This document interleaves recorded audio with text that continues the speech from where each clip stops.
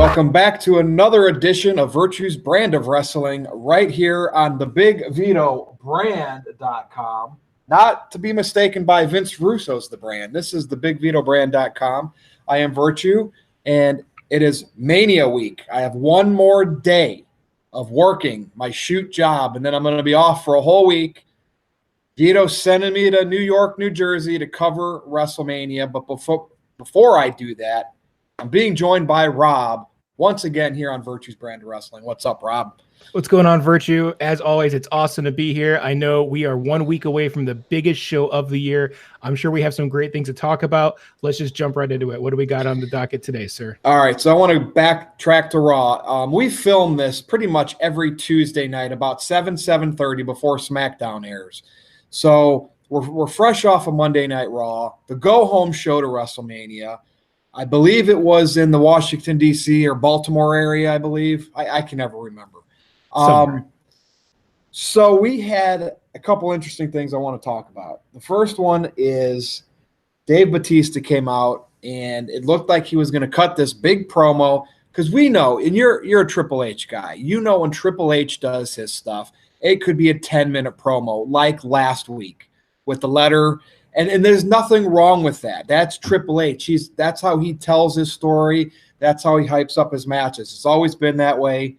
I'm kind of interested how his entrance is going to be at WrestleMania. But Batista, who has been in big films in Hollywood, but he has the parts where he doesn't have to talk that much. It's simple one or two liners like when he was Drax in Guardians of the Galaxy and the Avengers. He comes out looking dapper, looking like Dave Bautista, the rose-colored red glasses, which popped me. Now, I know when he was on SmackDown, he had the blue glasses. So I don't know if he's just playing to the brand, whatever show he's on. To me, this is Cryptic 101. Dave Bautista puts on his rose-colored glasses like his wrestling marks. That's what they look through. The wrestling mark savior these days, besides Cody Rhodes and Kenny Omega and the Young Bucks, is Triple H because of NXT. And I just felt when Dave Bautista came out here in those glasses and all he said, and he took them off, by the way. So he wasn't looking through, as the cliche goes, rose-colored glasses like a lot of wrestling fans look through. He was basically saying Hunter and, of course, hyping the match. But when I heard Hunter and all of your marks, kiss my ass. I thought it was brilliant. I saw so many people just, another stupid promo by Batista. This match is going to suck. Two big guys that are old and shouldn't be. Shame on anybody that says that. I want to know your thoughts, you being a Triple H guy. Dave Bautista last night hyped me for that match with that simplicity because I read some cryptic into that. He basically told Triple H and the Smarks to fuck off. Yeah, and it was great. I really actually like that promo a lot. So yes, he didn't speak a lot of words, but it was everything about the promo. The rose tinted glasses. It's something I looked at. And I was like, oh, that's interesting. Not just that, it was the body language, it was the attitude, it was the facial expression. Remember the spotlight, everything. It was almost like he was making a mockery of everything that you said Triple H does, and it's true. The big elaborate entrances. It was such a great contrast to a typical Triple H promo. It was absolutely genius. I loved every second of that. And you know what? When I go to WrestleMania, right, in a big stadium event, God knows where Vito's sitting me. I'm probably going to be in the upper deck, right, looking at the Tron the whole time. But I go there to see those people that you don't think you could ever see in real life, the larger-than-lifes, the Batistas, the Brock Lesnars, the Bobby Lashleys, the Roman Reigns, the Drew McIntyres, the Triple H's, okay? And if I'm there and I happen to see a Daniel Bryan, who I've really grown to like, I happen to see a Kofi Kingston. Okay, so what? I can see those guys walking down the street. They look like that. Wrestling to me is about the larger-than-life characters. And I am sold on the women too, the three women. And that brings me to the next topic, which will be our feature for this show today, is so they really went home here with Ronda, Becky, and Charlotte. Now, What did you think first about Stephanie coming out on April 1st, April Fool's, and saying, I'm now the fourth participant in this match? I wish she would have sold that a little bit longer. Yeah, What do that you was, think? oh my God. So Virtue, that's exactly what my thoughts were on that. Was I kind of wish they would have made it seem more legitimate and let the booze rain down before she gave him the gotcha. She pulled back pretty quick on that, but yeah, I would have loved for that to just stretch it out, because you even in that second, you heard the groans from the crowd, the general just, oh my God, and people bought it. She could have, if she would have sold it a little bit better, I think it would have been a hook, line, and sinker thing. That could have been one of those things they show on the highlight reel when she gets inducted into the Hall of Fame at some point in her career. You know what that tells me? They have a beat on the pulse of social media and wrestling fans, because I think they know every complaint. She knew that. You know, Vince McMahon with the Kofi stuff and what he did earlier with Becky Lynch. They know that, and they're using that to draw heat. That now a lot of people are angry because Vince said, you are the authority, we're going to give you what you want, and then Vince comes out and trolls the crowd as much as he can. I think that's a brilliant gimmick. I mean, that's heel 101. Tell the fans you're on their side and you're going to give them what they want, and then you don't. But in the end, they do. Yes. Yeah. Make them, because they're giving them the Kofi chase, and that's what people wanted. People wanted the Kofi chase. And even though I don't 100% agree with the way that it happened, I wish it would have been an organic, longer, drawn out thing. But yeah, it's exactly what the fans asked for. So therefore, I think they kept their promise in that regard. Well, here's me hoping that during the contract signing tonight, Vince comes out and adds somebody else to the match or something. But granted, it'll probably still be Kofi and Bryan. But, you know, again, I get sick to my stomach thinking of that. But it's really made me appreciate Daniel Bryan more. So here I am, not liking the Kofi push, but I'm emotionally invested in actually wanting to see them put Bryan over Kofi to just, you know, squash the Smarks' dreams. But with that said, so we had the women did a little, you know, they had that weird match, which, you know, you can't do anything to me during this match. You're out of the main event. Stupid, stupid, stupid. Of course, Ronda basically made Liv Morgan tap out, and immediately she went after Charlotte, I think. Was it Charlotte? Yeah, Charlotte. Next thing you know, they're all brawling. And then you have the rent-a-cops, the indie workers in the police costumes that, you know, looked like they were one of those Spirit Halloween stores. Like they bought a bunch of them on clearance after Halloween and said, oh, we're going to use these one day. So to me, they try so hard to recreate Austin getting arrested, walking around with the cuffs, looking and bobbing his head. But it got interesting because when they get backstage, they totally tried to do Attitude Era stuff. They had these makeshift police cars. I don't even know what they were. Throwing one girl in here. Then they actually put Becky and Ronda in the same back seat. And then they started kicking each other. The window got kicked out. It was like, I literally started thinking immediately, cops, what you going to do? What you going to do when we come for you? And of course, lo and behold, the internet is great. Somebody actually took the highlights of that and put it to the cops theme. So it was kind of comical, but in the same vein, I liked it because I knew what they were trying to do to hype it up. But with the fickle internet wrestling community, you knew they were going to basically come out and say, oh, that was just so stupid. It should be Becky and Ronda one-on-one. And now they're just making this whole feud a joke. So I kind of liked it if it pissed that demographic of fan off. And I don't care if it reminded me of an episode of Cops. What do you think? I thought it was ridiculous and stupid in all of the great ways that make me love professional wrestling. It's like when Braun Strowman flips over the trucks and shit like that. You know, it was ridiculous. It was over the top.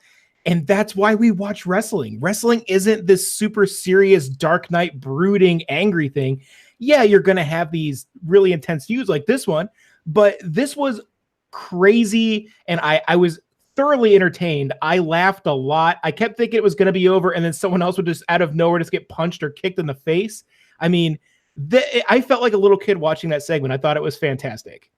Now, earlier, Stephanie actually did say winner take all. So now that Charlotte's the SmackDown Women's Champion, Ronda's the Raw Women's Champion, the winner of the match, and you know, in a triple threat, anything got, like, there's no disqualifications because That's just the way the triple threat rules are. So with that said, can we do a prediction here? I know I'm going to be on the no DQ predictions panel later, but you know what?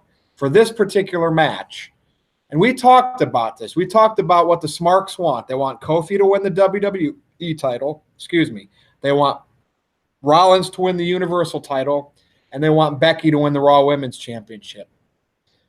Do you want to predict all three of those? Since you're not going to be on the no DQ one, I'm only going to predict the women's one here, but I want you to predict all three of those. Start with the Kofi Bryan match.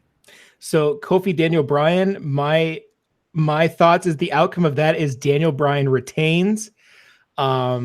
Now, if I speculate a little bit on what happens, I think someone from the New Day costs him the match. It may be an accident, and maybe one of those things to plant a seed, but this is not Kofi's time to win his first title. I think if he can maintain the heat that he has on him, the good heat, the crowd, I think it's a good SummerSlam buildup or otherwise, but I think this is a Daniel Bryan retention.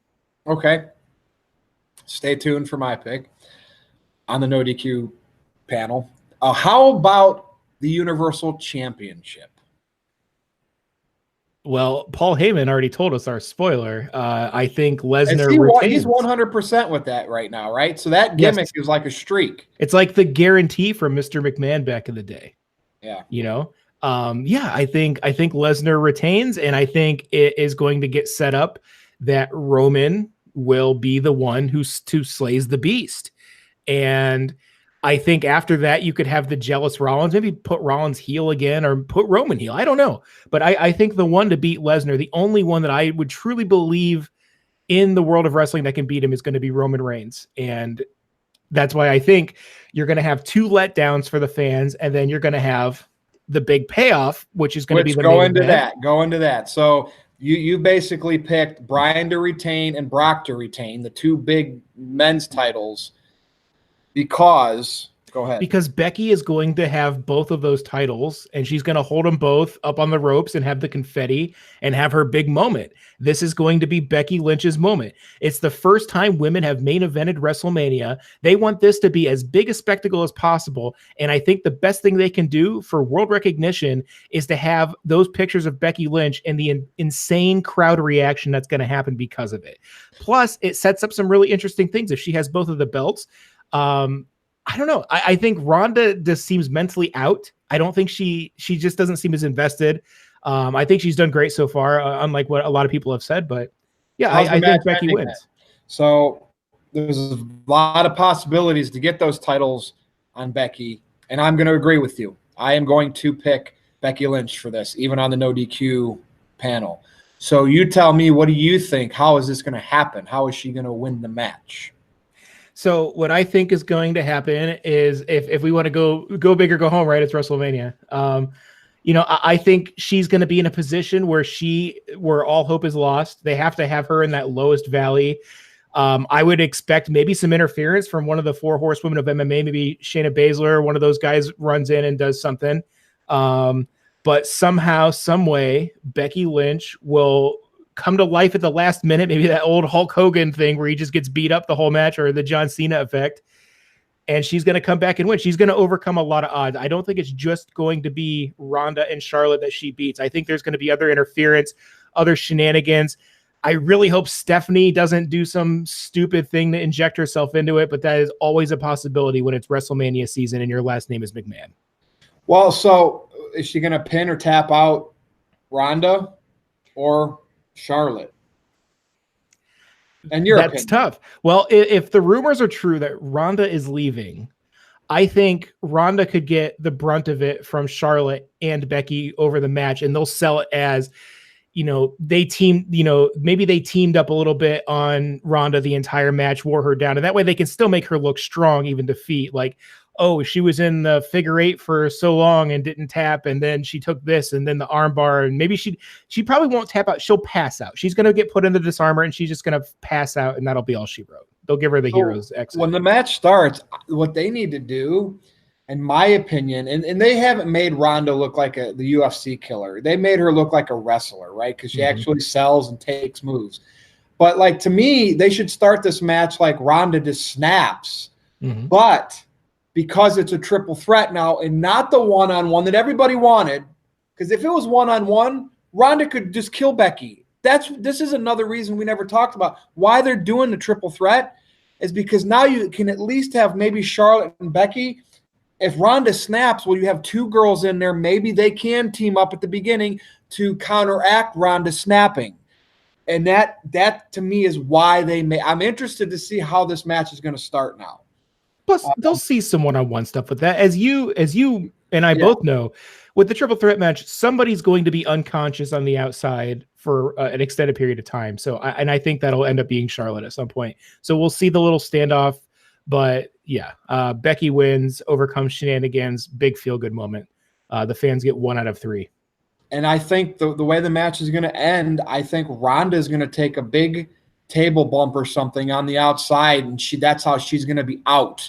And it will come down to the best friends or the former best friends, whatever, Charlotte and Becky in the ring, and there'll be some close calls, and that's when I think Becky will make Charlotte tap out. And, of course, maybe Ronda will have like one last lunge, but it's too little, too late. Because I think they're going to protect Ronda a little bit to where she technically didn't lose. So if she does take time off, comes back, maybe the 4 horsewomen feud versus the 4 horsewomen MMA, Ronda could say, hey, you never beat me. I never lost one-on-one, And that's really what I think is going to happen. I think they're going to put the titles on Becky at the expense of Charlotte. They're going to protect Ronda. I would be shocked if Ronda takes the fall out of the 3 women in this match.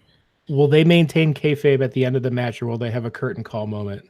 More like, are they going to have the WWE ending, or are they going to have the NXT ending? They should have a WWE ending. So I think that Ronda and Charlotte should powder, and it should be Becky in that ring by herself, like you said, with the confetti, send the fans home happy. I mean, let's face the facts. WrestleMania 34, Brock Lesnar beat Roman. And it's weird because people actually were expecting Roman to win. Mm-hmm. Not that they really wanted that, but they didn't want Lesnar to have it anymore. So that was a huge disappointment. It was. And the fans shit on it. And if that was a shoot or not, last year when Brock went through the curtain, he threw the Universal title at Vince. Now, I don't know. That could have been a work. Who knows? Go back to WrestleMania 33. Roman beat Undertaker. Fans were not happy with that.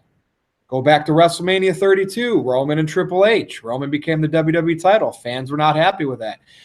And that's where I'll stop, because I think back to the Rollins cash-in at 31, even though he was a heel, fans I think they kind of like that. So it's been at least a solid 3 years, 3 or 4 Manias, since the fans, in my opinion, went home happy. Nothing against Roman, but you know how those smarks shit on Roman. Fickle. So I really think this year they're going to send him home happy, like Daniel Bryan at 30.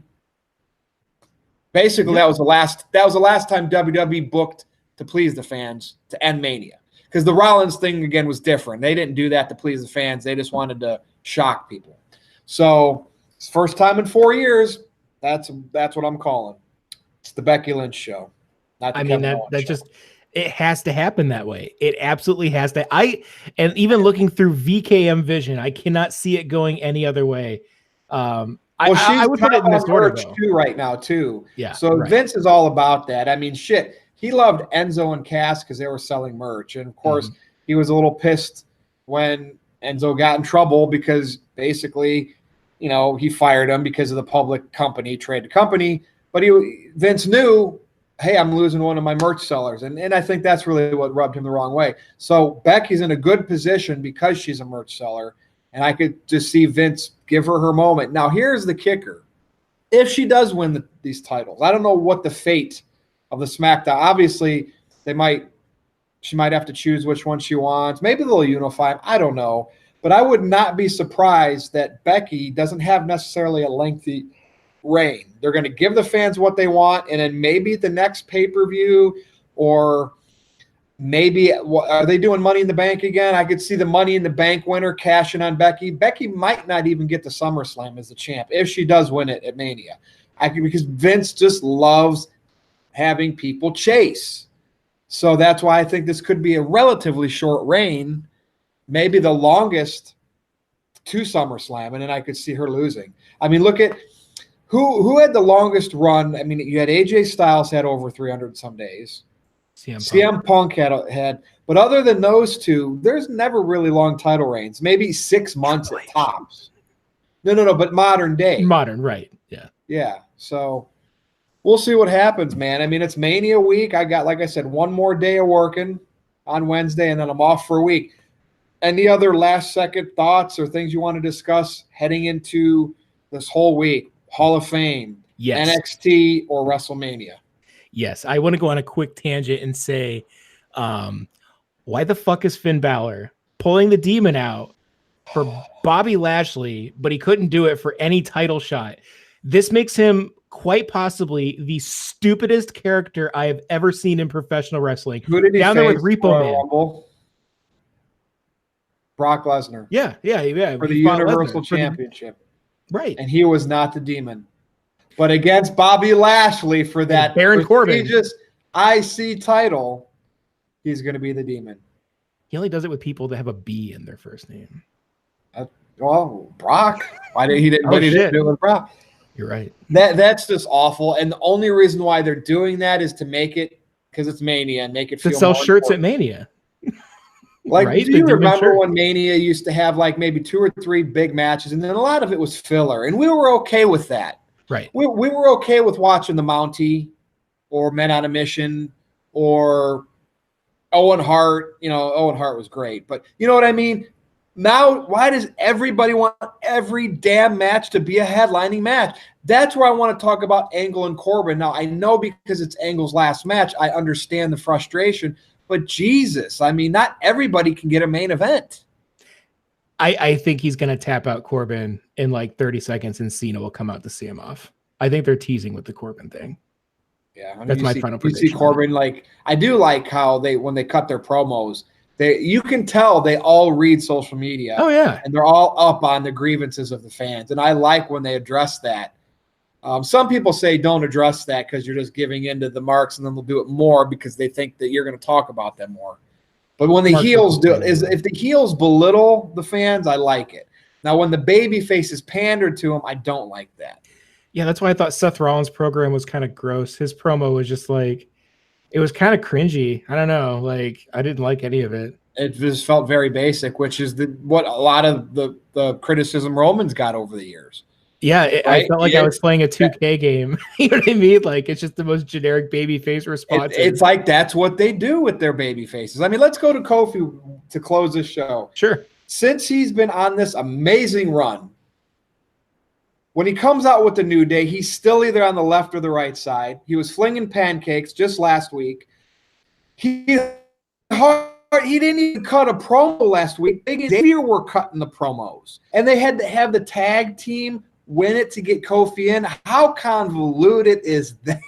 Yeah, it's crazy. Like Russo said, that should have been the first week, and then they failed, and then Kofi would have got his shot to get in. But to me, this is the biggest troll in the world, and I just can't imagine, like, this could be a spoiler alert for my predictions. I just don't know what would I think if they put the title on Kofi. And where would I would almost think that Vince just said, do whatever you want with that. I'm worried about these other big matches. You know what I mean? And literally then Triple H or someone else would book it. What happens in the arena if Kofi is subject to a 30-second squash match? Oh, where he loses? Yeah. And remember, Brian had to suffer 18 seconds against Sheamus. So would that not be a great pay it forward? Right. God.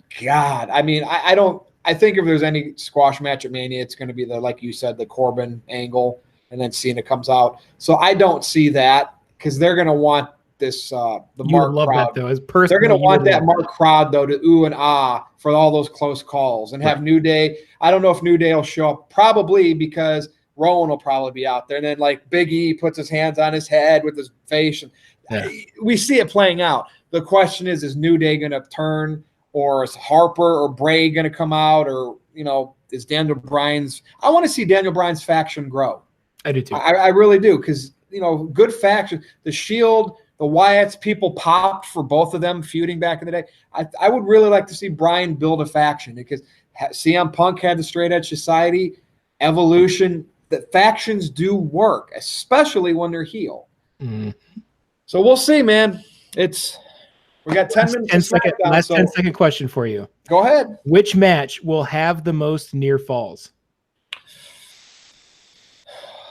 I'm going to go with, I mean, you could say it's the triple threat women's because there's 3 people in it, but I don't know how many pins they're going to go for. I think they're going to go for a lot of submissions. Mm-hmm.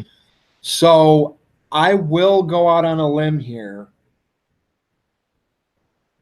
and I think it will be Kofi and Daniel Bryan because especially in the last 5 minutes of that match, I think it's going to get absurd because they're going to want, ooh. Yeah, that. So I think that match. What do you think?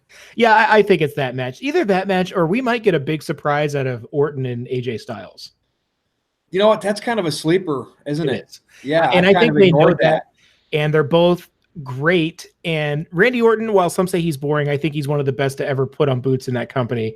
And AJ Styles speaks for himself. I think that could be, that's my sleeper match of the night. I think that could be the best actual wrestling match of the entire evening.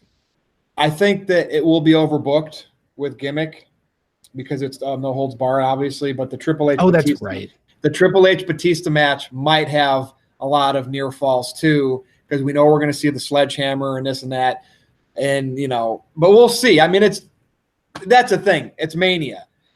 Right. 6 matches are going to have a lot of false finishes. The question is which one's going to have more. I'm not going to count. Right. Dave Meltzer might count, but I'm not going to. Probably will. And then, remember what I told you too. The more elaborate Triple H's entrance is, the more likely he is to lose. That's right. I'm standing by it. If he has some crazy over the top thing, that is his last official WrestleMania match. What if he just has a regular entrance? It depends. Now, what if he comes out? I'm just having Joan Jett. Right. Okay. Right. He should come out to Hunter Hearst Helmsley, do the little curtsy, have his little cane. Wouldn't that be great? Dude, not really, but he's the baby in this feud. And what would be great to me is if he came out as Thanos, with this Infinity Gauntlet, and they just fucking did that for the hell of it. And that would be even better if Batista didn't know that and then he just saw it as it was happening. But it wouldn't make sense because Triple H is playing the baby in this feud. Right. So it is what it is. But hey, another good chat, man. I got, like I said, one more day of work and then I'm in Mania mode. So go ahead, man. What's your Twitter? Anything else you got going on? Yeah, man, you can follow me at Xenomecha, Xenomecha. There are many places that you can see myself and Mr. Virtue. And Virtue, where would those places be? So obviously you can see Rob and I right here on the BigVitoBrand.com on Virtue's Brand of Wrestling every week, Tuesday, Wednesday. Now, we're also going to record tomorrow on WrestlingWithWrestling.com on Andre Corbeil's site. We're going to record another video. I don't know what the topic is yet, Rob, but we got to go back to the roots to when we talked about AEW versus WWE and we drew a lot of views. Well, nobody wanted to listen. Nobody wanted to listen to WrestleMania on that channel. It's true. So. But Rob and I will do that show, Wrestling with Virtue. And of course, I'm on NoDQ.com with the NoDQ review and Virtue's Rage. And we're going to get Rob on there one day too. So that's all I got. You can follow me on Twitter at NoDQ_Virtue. You can go to my Facebook, which is actually NoDQ.com/Virtue with the lowercase v. Well, that's all we got this week here on the BigVitoBrand.com. For Rob, I am Virtue. Click